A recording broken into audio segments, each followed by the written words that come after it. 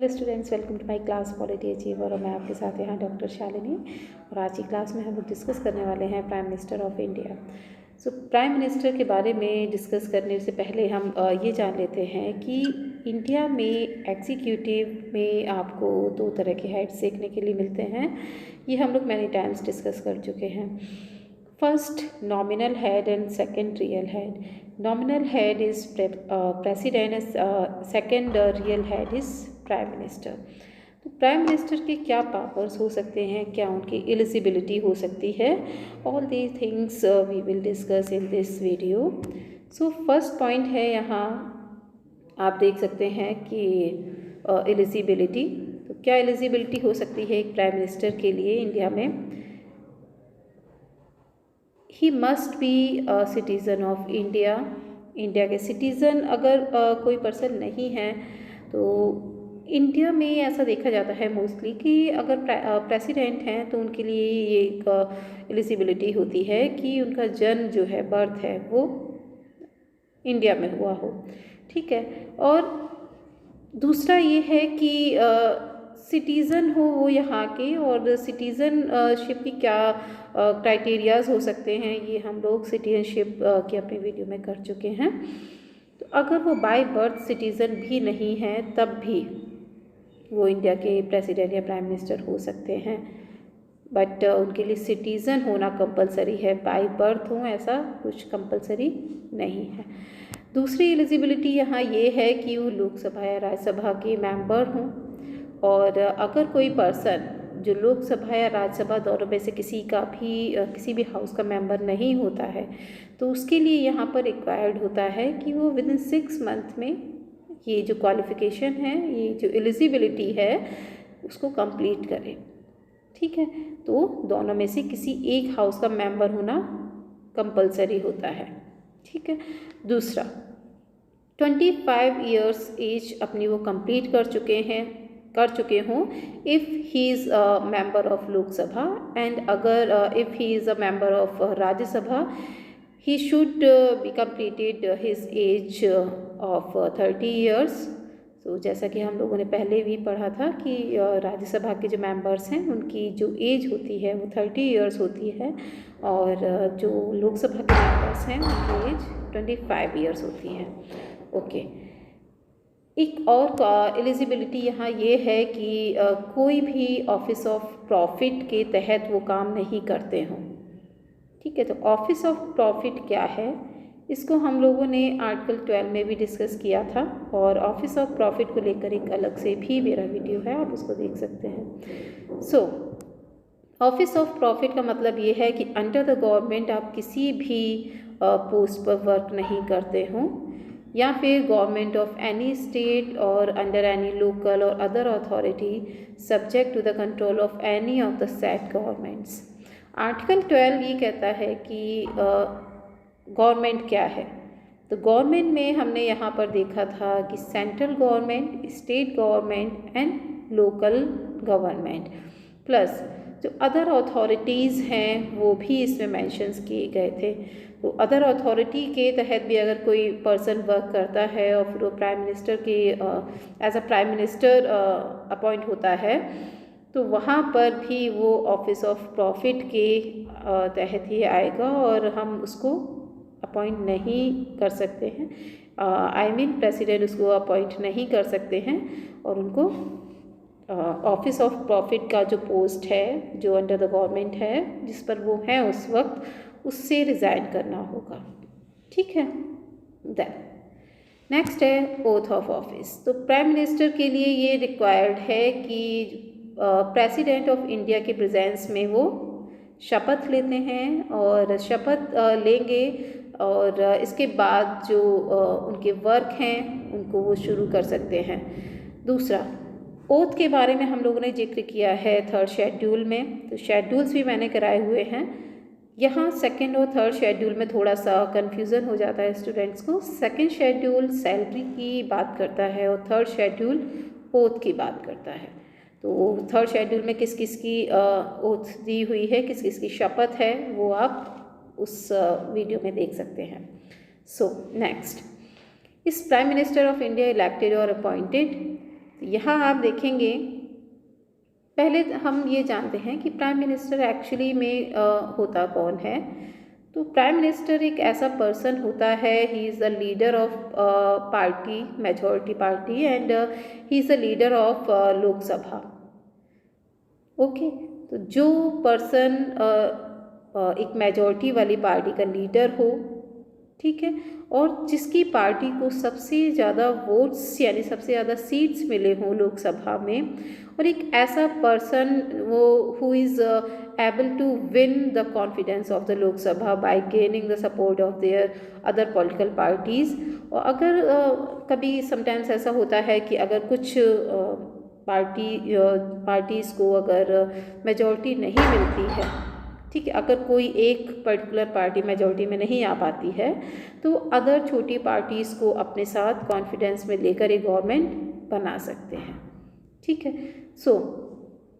जब एक party majority लेकर आती है लोकसभा में और उसका लीडर प्राइम मिनिस्टर बनता है, उसका लीडर लीड करता है अपनी पार्टी को, तो उस पर्सन को प्रेसिडेंट अपॉइंट करते हैं, इलेक्ट नहीं करते हैं, ठीक है, अपॉइंट करते हैं एज अ प्राइम मिनिस्टर, ठीक है। दूसरा, यहाँ जब इलेक्टेड की बात आती है तो इलेक्टेड वो किस फॉर्म में होते हैं, जब आम चुनाव होते हैं, लोकसभा के इलेक्शंस होते हैं, तो जो प्राइम मिनिस्टर पर्सन बनता है वो एक लोकसभा या राज्यसभा के मेंबर के तौर पर इलेक्ट होकर आता है, ठीक है। वहाँ वो उसको हम बोलेंगे कि उनका इलेक्शन में वो खड़े हुए थे, ही इज़ इलेक्टेड, ठीक है। बट अगर वो प्राइम मिनिस्टर अपॉइंट होते हैं, प्राइम मिनिस्टर बनते हैं, तो यहाँ पर वो उनका अपॉइंटमेंट होगा, वो इलेक्टेड नहीं होंगे, बिकॉज प्राइम मिनिस्टर के अलग से इलेक्शन नहीं होते हैं, है ना। कभी आपने सुना है कि प्राइम मिनिस्टर के इलेक्शन होते हैं? नहीं ना, प्राइम मिनिस्टर के इलेक्शन नहीं होता है, प्रेसिडेंट का इलेक्शन होता है, ठीक है। प्राइम मिनिस्टर का अपॉइंटमेंट होता है और प्रेसिडेंट ही उनको अपॉइंट करते हैं एज अ प्राइम मिनिस्टर, ठीक है। अगर all other ministers are appointed by the president on the advice of the prime minister. तो आर्टिकल 74 एंड 75 जब आप देखेंगे तब आप वहाँ देखते हैं कि जब प्राइम मिनिस्टर का अपॉइंटमेंट हो जाता है, इसके बाद वो उनको सजेस्ट करते हैं, एडवाइस करते हैं प्रेसिडेंट को अदर मिनिस्टर्स यानी काउंसिल ऑफ मिनिस्टर्स को अपॉइंट करने के लिए, ठीक है। तो यहाँ काउंसिल ऑफ मिनिस्टर्स में कौन कौन होगा, ठीक है, उनके पास उनको कौन कौन सी डिपार्टमेंट, कौन कौन सी मिनिस्ट्रीज़ एलोकेटेड की जाएंगी, अलॉट की जाएंगी, तो ये सारी चीज़ें जो हैं वो प्राइम मिनिस्टर ही डिसाइड करते हैं और प्रेसिडेंट को एडवाइस करते हैं, और उसके बाद प्रेसिडेंट काउंसिल ऑफ मिनिस्टर्स को अपॉइंट कर देते हैं। ओके, तो यहाँ प्रेसिडेंट और काउंसिल ऑफ मिनिस्टर्स का अपॉइंटमेंट हो जाता है। नाउ थोड़ा सा काउंसिल ऑफ मिनिस्टर्स को भी हम लोग डिस्कस कर लेते हैं। They are appointed by the president on the advice of prime minister, ये हम लोगों ने अभी कर लिया, ठीक है। तो प्राइम मिनिस्टर जो हैं उनकी एडवाइस पर प्रेसिडेंट काउंसिल ऑफ मिनिस्टर्स को अपॉइंट करते हैं। ओके, 91 कॉन्स्टिट्यूशनल अमेंडमेंट हुआ था, और इस अमेंडमेंट में ये कहा गया था कि टोटल जो लोकसभा की मेंबर्स होंगे उसका 15% स्ट्रेंथ, टोटल स्ट्रेंथ वो काउंसिल ऑफ मिनिस्टर्स में होंगे, ठीक है। तो 15% से ज़्यादा नहीं हो सकता। ओके, दूसरा कुछ एक्सेप्शंस भी हैं, जैसे कुछ स्टेट्स हैं जहाँ पर 40 से भी कम है, या फिर और भी कम मतलब 40 से कम कुछ मेंबर्स हैं, तो वो एक्सेप्शंस में आते हैं, ठीक है। वहाँ काउंसिल ऑफ मिनिस्टर्स में कम लोग हो सकते हैं। दूसरा, 91st Amendment Act provided for the disqualification of the ministers when he stands disqualified as a member of parliament, ठीक है। दूसरा, a minister ceased to exit as one if he is not a member either house of parliament for 6 consecutive months। अगर कोई भी ऐसा person जो council of ministers में आया है, तो वो अगर लोकसभा या राज्यसभा दोनों में से किसी का भी मेंबर नहीं है, तो उसको यहाँ पर बोला जाता है कि आप विद इन 6 मंथ में ये जो क्वालिफिकेशन है इसको हासिल करिए, या 6 मंथ में आप लोकसभा या राज्यसभा में से किसी भी एक हाउस के मेंबर बन जाइए। तो ये एक नॉर्मल बात हुई। एक और यहाँ पर पॉइंट है कि अगर कोई पर्सन लोकसभा या राज्यसभा दोनों का मेंबर होता है, ठीक है, तो उसके लिए यहाँ पर रिक्वायर्ड है कि वो किसी एक हाउस की मेंबरशिप को छोड़ दे। अगर वो एक हाउस से रिज़ाइन नहीं करता है दोनों में से, तो उसके कुछ टाइम के बाद राज्यसभा से उसका जो मेंबरशिप है वो ख़त्म कर दिया जाता है, ठीक है। तो यहाँ पर उसको सिर्फ एक हाउस की मेंबरशिप मिलेगी। दूसरा, parliament decides the salary and allowances of council of ministers. तो पार्लियामेंट ही डिसाइड करती है कि क्या उनकी सैलरी होगी, अलाउंसेस होंगे। Then collective responsibility, the most important point. So collective responsibility को हम आर्टिकल 75 क्लॉज 3 में पढ़ते हैं, जहाँ पर ये लिखा गया है कि council of ministers shall be collectively responsible to the Lok Sabha. Clear? तो जितने भी काउंसिल ऑफ मिनिस्टर्स में मेंबर्स होंगे वो कलेक्टिवली रेस्पॉन्सिबल होंगे टू द लोकसभा, क्योंकि लोकसभा से ही वो बने हैं, लोकसभा से ही वो रिलेट करते हैं, तो उसके प्रति रेस्पॉन्सिबल होंगे।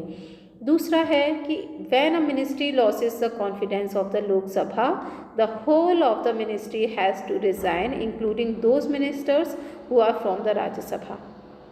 यहाँ आप थोड़ा सा इसको समझिए।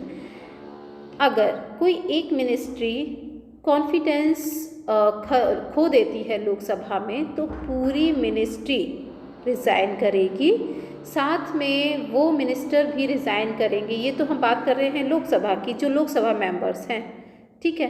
बट जो काउंसिल ऑफ मिनिस्टर्स में राज्यसभा मेंबर्स हैं वो भी रिज़ाइन करेंगे, because they are collectively responsible. और जितना भी हम देखते हैं ना कि parliamentary system and cabinet system, all these, ये सारी चीज़ें हमने ब्रिटेन से ली हैं। तो ब्रिटेन में क्या होता है, ब्रिटेन में आप देखा है कि सभी काउंसिल ऑफ मिनिस्टर्स में जितने भी मेंबर्स होंगे वो कलेक्टिवली रेस्पॉन्सिबल होते हैं, है ना। तो इंडिया में भी जब हम बात करते हैं कि अगर मिनिस्टर्स, यहाँ पर कोई एक भी मिनिस्टर कॉन्फिडेंस लूज़ करता है, फिर चाहे वो लोकसभा मेंबर हो या फिर राज्यसभा मेंबर हो, इट्स नॉट कंपल्सरी कि काउंसिल ऑफ मिनिस्टर्स में सिर्फ लोकसभा मेंबर्स होंगे, है ना, वो राज्यसभा मेंबर्स भी हो सकते हैं, ठीक है। तो they fall together and they stand together. ये वाला जो एजेंडा है, ये वाला जो सेंटेंस है, ये इंडियन गवर्नमेंट और ब्रिटिश गवर्नमेंट दोनों पर ही फिट रहता है, ठीक है। तो हम जब भी काउंसिल ऑफ मिनिस्टर्स की बात करेंगे या एग्जीक्यूटिव की बात करेंगे, तो ये याद रखेंगे कि they fall together and stand together. कुछ ऐसे केसेस होते हैं कि अगर गवर्नमेंट को ऐसा लगता है कि उनकी गवर्नमेंट जाने वाली है, अगर प्राइम मिनिस्टर को ऐसा लगता है कि उनकी गवर्नमेंट गिरने वाली है, या फिर नो कॉन्फिडेंस प्रपोजल जैसी चीज़ें आने वाली हैं, तो क्या करते हैं इन केसेस में कि वो प्रेसिडेंट को एडवाइस करते हैं कि वो लोकसभा को डिसॉल्व कर दें, ठीक है, यानी कि लोकसभा को भंग कर दे। और जब लोकसभा डिसॉल्व हो जाएगी, भंग हो जाएगी, तो क्या होगा कि एक नई लोकसभा बनेगी और जो गवर्नमेंट है वो मेजॉरिटी में ही रहेगी और उनकी गवर्नमेंट गिरने से बच जाती है, ठीक है। So next point, council of ministers,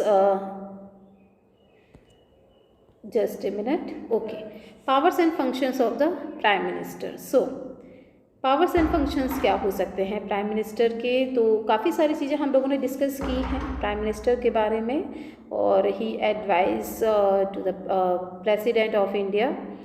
सो और भी फॉर्मेशन करते हैं।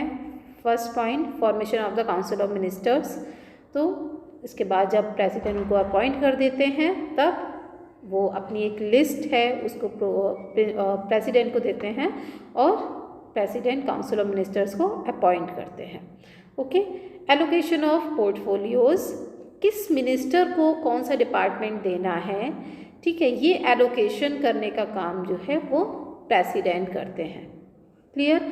Chairman of the cabinet, he presides the meetings of the cabinet. So cabinet की जितनी भी मीटिंग्स होंगी उनको बुलाने का काम उनको एज अ चेयरमैन जो भी वर्क होता है वो प्राइम मिनिस्टर करते हैं।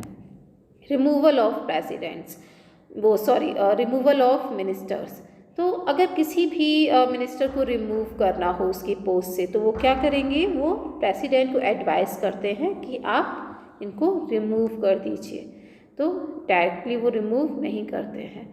Then chief link between the president and the cabinet, so president को इन्फॉर्म करना कैबिनेट की एक्टिविटीज़ के बारे में, जो भी वो वर्क कर रहे हैं, जो भी एग्जीक्यूटिव उनके फंक्शंस होंगे या फिर जो एडमिनिस्ट्रेटिव जो स्टेप्स वो लेते हैं, व्हाटएवर, सभी के बारे में इंफॉर्मेशन देना ये ड्यूटी होगी प्राइम मिनिस्टर की अंडर द आर्टिकल 78।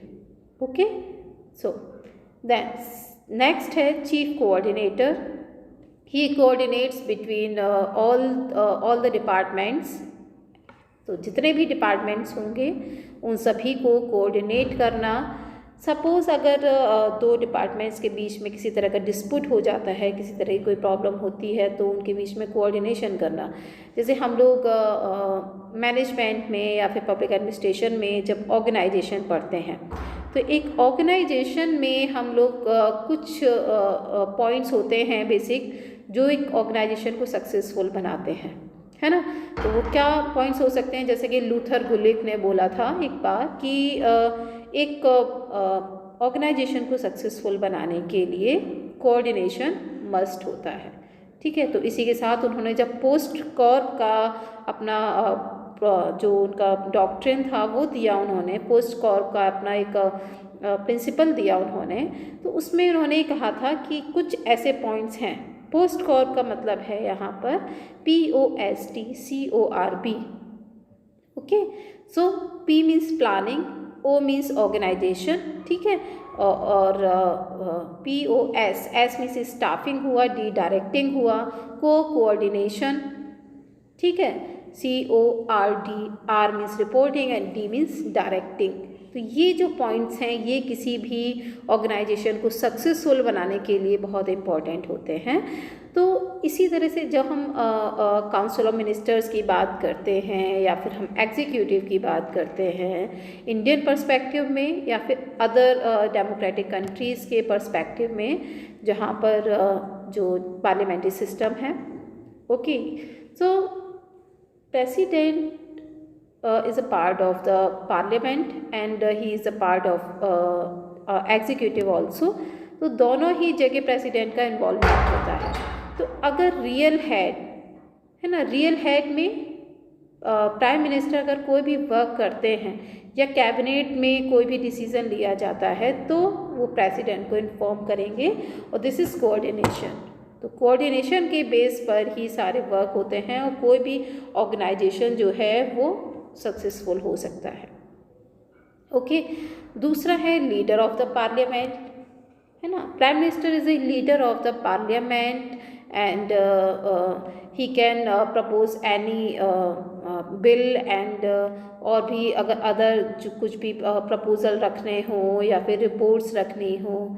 रिपोर्ट से यहाँ ये है कि अगर कोई भी डिपार्टमेंट्स होते हैं या फिर कमीशंस होते हैं, जस्ट लाइक ऑडिट रिपोर्ट्स हुई कंट्रोलर एंड ऑडिटर जनरल की, या फिर ह्यूमन राइट्स कमीशन की रिपोर्ट्स हैं, एनुअल रिपोर्ट्स हैं, या अदर जो कमीशंस की एनुअल रिपोर्ट्स होती हैं, ये सभी प्रेसिडेंट के पास आती हैं, ओके। और प्रेसिडेंट इनको पार्लियामेंट में रखवाते हैं।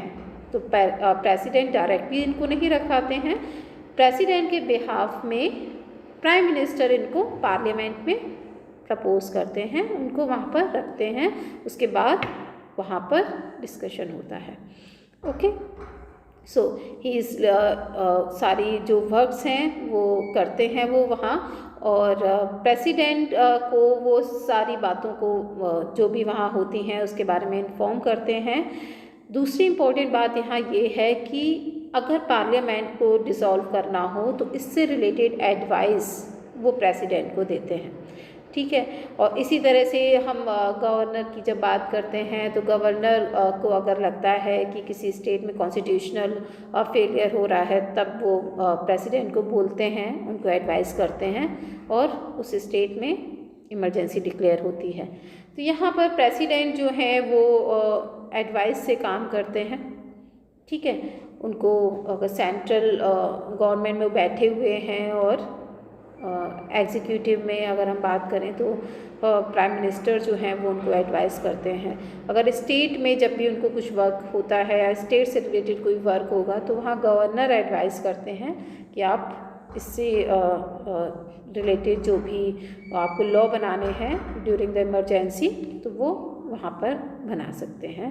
और जो यूनियन पार्लियामेंट है वो लॉ बना सकती है स्टेट लिस्ट में जितने भी सब्जेक्ट्स हैं उन पर, ओके, उस पर्टिकुलर स्टेट के लिए ओनली, ठीक है। अगर स्टेट फेलियर है वो कॉन्स्टिट्यूशनल फेलियर है तो। दूसरा नेक्स्ट है director of foreign affairs. Foreign affairs की बात हमारे इंडियन कॉन्स्टिट्यूशन में आर्टिकल 51 में की गई है जो कि DPSP में है, ओके। फॉरेन अफेयर्स आप देखते हैं मोस्टली जितने भी फॉरेन अफेयर्स होंगे या फिर जितने भी एग्रीमेंट्स हैं या फिर जितनी भी मीटिंग्स होती हैं और उन सभी में या फिर जितने भी कमिटमेंट्स किए जाते हैं अदर कंट्रीज़ के साथ उन सभी में प्राइम मिनिस्टर ही डायरेक्ट करते हैं, लीड करते हैं एज आप बोल सकते हैं नेशन लीडर, ठीक है। एंड प्रेसिडेंट के सिग्नेचर के बाद ही कोई भी एग्रीमेंट पास होता है, बट रियलिटी में एक्चुअल में जो भी वर्क होता है वो प्राइम मिनिस्टर करते हैं, क्लियर। तो नेक्स्ट पॉइंट जो है हमारा role as the leader of the nation, तो वो यही है कि as a leader of the nation वो वर्क करते हैं। कोई भी अगर एक्टिविटी होती है इंडिया में या फिर हमारी इंडिया में यानी हमारी कंट्री में तो वो एज अ लीडर वहाँ परफॉर्म करेंगे, okay. So next point is power of patronage. तो पावर ऑफ पैट्रोनेज का मतलब यहाँ ये है कि जितने भी हाई ऑफिशियल्स अपॉइंटमेंट्स होंगे so all these appointments are really made by president of India with the advice of prime minister, ठीक है। तो इन हाई ऑफिशियल्स अपॉइंटमेंट्स में अटॉर्नी जनरल ऑफ इंडिया का अपॉइंटमेंट्स हो सकता है, कैग का हो सकता है, गवर्नर ऑफ स्टेट का हो सकता है या फिर जो मेंबर्स एंड चेयरमैन हैं UPSC के या अदर कमीशंस के उन सभी के अपॉइंटमेंट्स इसमें आएंगे। तो यहाँ जो प्राइम मिनिस्टर हैं वो एक तरह से संरक्षण करने की पैट्रोनेज की पावर भी रखते हैं। Next is role of prime minister during an emergency. Starting से हम लोग एक बात यहाँ पर डिस्कस कर रहे हैं कि इन एक्चुअल में जो सारी पावर्स हैं एग्जीक्यूटिव पावर्स हैं उनका यूज़ प्राइम मिनिस्टर करते हैं, फिर चाहे वो नॉर्मल कंडीशंस हो या फिर उनकी अदर चीज़ों में इन्वॉल्वमेंट हो, अपॉइंटमेंट्स हो, एग्जीक्यूटिव पावर्स हो, ठीक है। सारी जगह जो प्राइम मिनिस्टर हैं एक्चुअल में सारी पावर्स का यूज़ करते हैं। सो ड्यूरिंग एन इमरजेंसी, अगर इमरजेंसी या नेशनल इमरजेंसी भी हो सकती है अंडर द आर्टिकल 352 या फिर वो कॉन्स्टिट्यूशनल फेलियर भी हो सकता है किसी स्टेट में तो उसको वहाँ प्रेसिडेंशियल रूल भी बोल सकते हैं under the article 356 and third जो इमरजेंसी है वो है financial emergency under the article 360। तो ये अगर तीनों इमरजेंसी में क्या होता है, अगर इस तरह की इमरजेंसीज होती हैं इंडिया में तो प्राइम मिनिस्टर एक्चुअल में वर्क करते हैं। जितनी भी पावर्स हैं वो प्राइम मिनिस्टर के हाथ में होती हैं। अगर नेशनल इमरजेंसी भी होगा तो उस वक्त पूरे कंट्री की जो पावर है उसमें पूरी कंट्री के लिए लॉ बनाने की जो पावर है वो सब कुछ प्राइम मिनिस्टर के हाथों में होगा, ठीक है। तो prime minister is actual head, actual executive head in India, so he has a lot of powers. So that कुछ ऐसे आर्टिकल्स हैं या कुछ ऐसे पॉइंट्स हैं जो डिस्कस कर सकते हैं हम for the relationship between president and prime minister. So basically यहाँ पर कुछ 4 आर्टिकल्स दिए हुए हैं, तो इन 4 आर्टिकल्स को हम लोग डिस्कस कर लेते हैं। आर्टिकल 74 कहता है there shall be council of ministers headed by the prime minister to aid and advise the president who shall in the exercise of his functions act by such advice. ये सारी चीज़ें हम लोग पहले ही डिस्कस कर चुके हैं। सो अकॉर्डिंग टू आर्टिकल 74 जितनी भी वर्क प्रेसिडेंट करते हैं, जितने भी फंक्शंस वो करते हैं with the advice of prime minister करेंगे। तो ये आर्टिकल 74 है। दैट्स आर्टिकल 75 में हम देखते हैं कि प्राइम मिनिस्टर जो हैं वो एक लिस्ट प्रिपेयर करते हैं of council of ministers and thereby the president is bound to appoint the council of ministers according to this list. Okay, then based on the advice of the Prime Minister, the President appoints the Attorney General of India, the Comptroller and Auditor General of India, the CJI and other judges of Supreme Court and High Court, and members of the UPSC, election commissioners and other commissioners, other election commissioners, chairman and members of the Finance Commission and various other appointments done by Prime Minister. 77 states that all executive action of the Government of India shall be expressed to be taken in the name of the President, and President shall make rules for the more convenient transactions of the business of the Government of India and for the allocation among ministers of the said business. So this is Article 77, and now Article 78 states that Prime Minister acts as a bridge between the President and the Council of Ministers. He communicates to the President about all these the decisions of the Council of Ministers and regarding the administration of the affairs of the Union and suggestions for legislation. Or it is the duty of the PM of furnishing the information relating to the administration of the affairs of the Union and proposals for legislation as the President may call for. सो आज की class में हम लोग इतना ही रखते हैं। I hope so this video will be beneficial for you. So मिलते हैं नेक्स्ट क्लास में, तब तक के लिए see you soon and good bye.